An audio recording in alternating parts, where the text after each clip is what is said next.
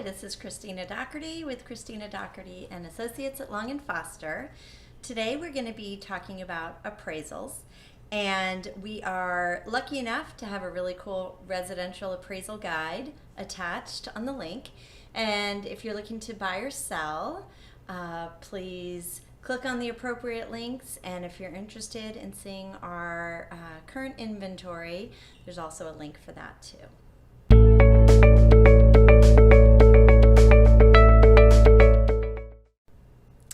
So let's talk about what the definition of an appraisal is. A lot of homeowners get confused between an assessment and an appraisal.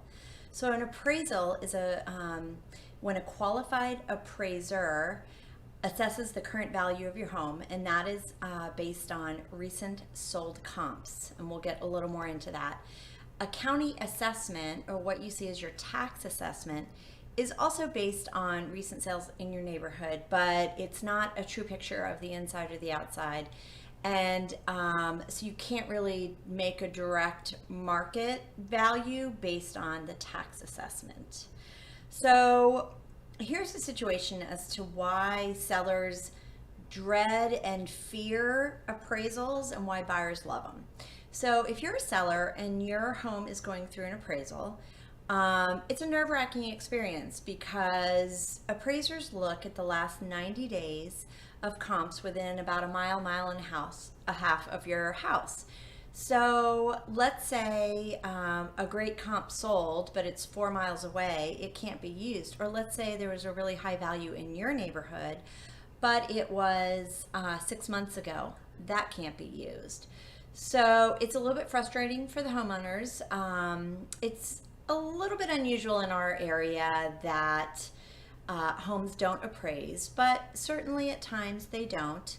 As far as a buyer goes, as to why they like the appraisal process, is it's kind of a double check. If they feel like maybe they have overpaid for a house and the appraisal shows the exact same thing, it's kind of a way to keep in check that they're not spending more on the house than it's worth. So they kind of like that there's that fail-safe in place for them.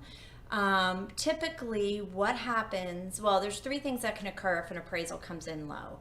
The seller can reduce their price, the buyer and the seller can meet in the middle, or the buyer always has a choice to pay cash to the sales price if the appraisal came in a little low and the seller won't reduce their price. So every situation is a little bit different. I certainly don't want to give any blanket advice, but usually it's able to get worked out one way or another. So hopefully that was helpful in defining just a very broad aspect of the appraisal process. And again, we've got this great home buyer's guide to the appraisal process linked below.